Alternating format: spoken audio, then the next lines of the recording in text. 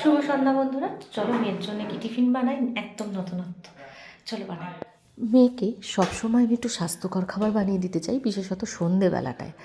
আর ও না একদম কাঁচা ছোলা খেতে ভালোবাসে না। কাঁচা ছোলা কিন্তু খাওয়া ভীষণ ভালো, রক্ত খুব ভালো হয়। তো আমি কাঁচা ছোলা, জল আর একটু আদা আর কাঁচা লঙ্কা দিয়ে একটা পেস্ট বানিয়ে নিলাম। এরপর দেখো এর মধ্যে নিয়ে নিয়েছি সুজি, হাফ বোল মতন সুজি নিয়েছি। ওটাকেও শুকনো একটুখানি গুঁড়ো করে নেব। নিয়ে ওটাও বাটিটার মধ্যে ছোলার যেটা করে রেখেছি মিশ্রণ ওর মধ্যে ঢেলে দেবো।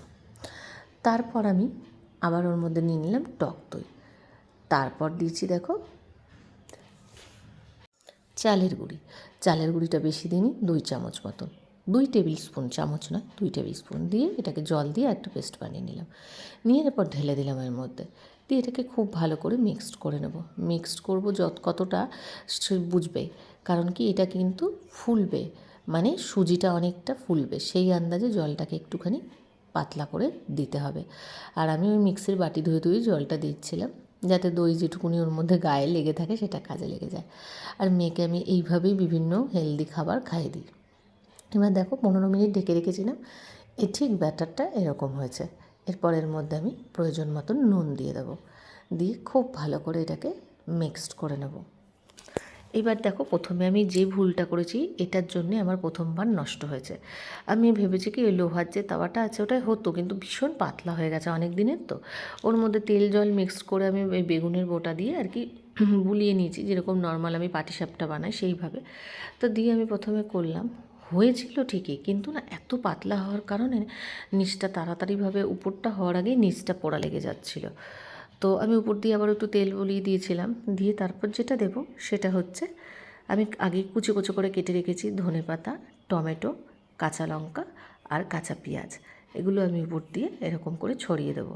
তারপরে যে মশলাটা আমি উপর দিয়ে ছড়িয়ে দেবো সেটা ঘরে করা ধনে, জিরে, তেজপাতা, গোটা গরম মশলাতে যা যা থাকে সেটা দিয়ে খুব কাঠকোলায় ভেজে যে গুঁড়োটা হয় সেটা, আর তার উপর দিয়ে একটু নুন ছড়িয়ে দেবো। দিয়ে এইভাবে দেখো ফোল্ড করে নেব।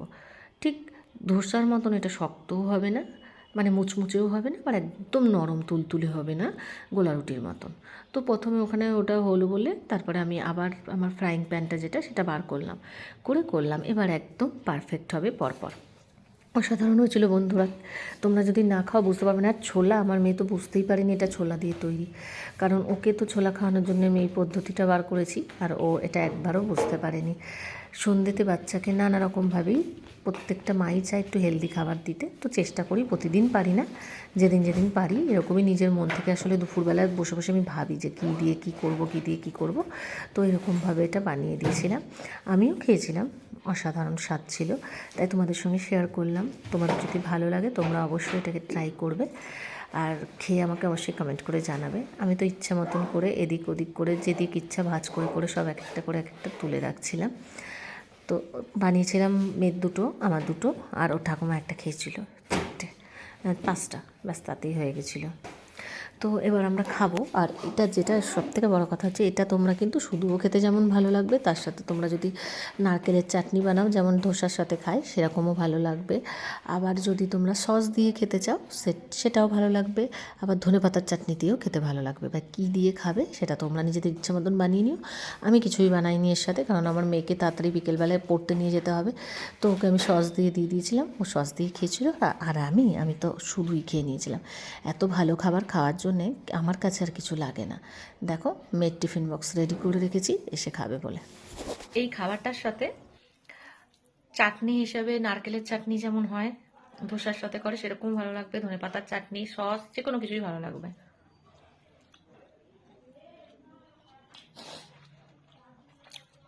করে দেখলে বুঝতে পারবে, খেতে বেশ ভালো লাগে। কাঁচা লঙ্কা কুচি যদি তোমরা দিতে চাও দিতে পারো, আমরা ঝাল বেশি খাই না বলে দিই না। অসাধারণ স্বাদ, বাচ্চা থেকে বড় সবার ভালো লাগবে, এবং হেলদি আর টেস্টিও।